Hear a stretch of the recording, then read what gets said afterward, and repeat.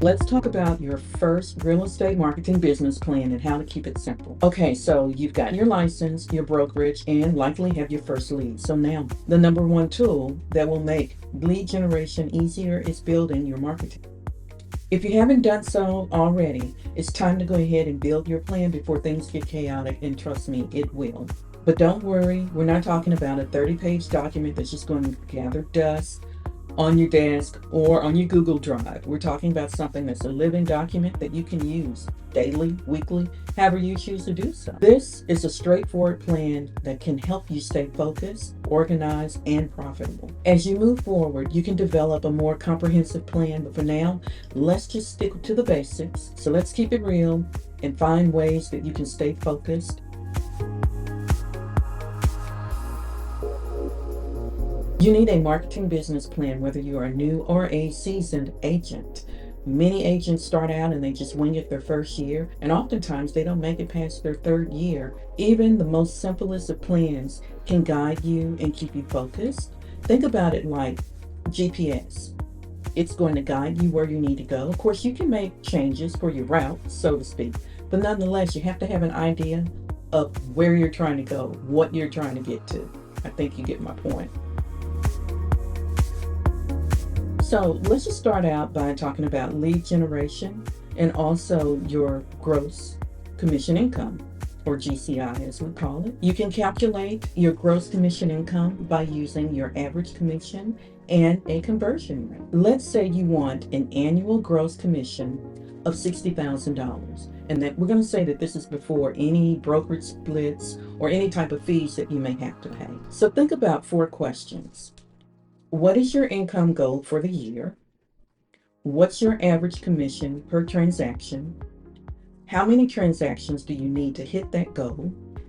And how many people do you need to talk to regularly to generate the leads that you need to meet your gross commission income? So let's walk through that. What is your income goal for the year? Here's an example. If your goal is $60,000 in gross commission income, then the next question is, what's your average commission per transaction? So let's make an assumption here and say that overall, you plan to average $6,000 per transaction. How many transactions do you need to hit that goal of $60,000? Simple math here. $60,000 is your planned gross commission income. Divide it by $6,000, which is what we are assuming will be your average commission per transaction. That equals 10. So we see here that you will need an average of about 10 transactions to meet your $60,000 per year goal. So the next question is, how many people do you need to talk to generate that many leads? So if you've been in any of my real estate courses, I know that you've heard me say this. Real estate is a contact sport. Literally, it is a contact sport. There are no secret agents in real estate. According to the National Association of Realtors, the average lead conversion rate is 1.2%. Of course, your market will look different, but let's work with this national average. Now that we know we need 10 transactions per year, we can calculate the number of leads required to reach this goal by dividing the number of transactions by 1.2%, representing the national average for lead generation. So that looks like 10 divided by 0.012, which equals 833 when we round off. There are 52 weeks in a year. If we divide our 833 leads by 52 weeks per year, we see we need 16 contacts per week based on a 1.2% conversion rate. So what does that look like? Well, obviously that depends on you and your working style. For a weekly action plan, work backwards. Take the number of transactions and reverse engineer it into weekly habits. So for instance, if you want 10 deals a year, you need just under 1 per month. To get 1 deal, you might need 8 or maybe even 12 good conversations weekly. That could mean making 20 to 40 contacts a week, depending on your actual lead conversion. But for now, we'll continue to work with the 1.2% that is suggested by the National Association of Realtors. You will need to set weekly goals. Your weekly goals might look like 10 calls per day, 1 open house per weekend, 2 networking events per month, 1 new photo or post. Now here's a bonus tip. Use a tracker like a customer relationship management program or CRM, or even just pen and paper to stay consistent.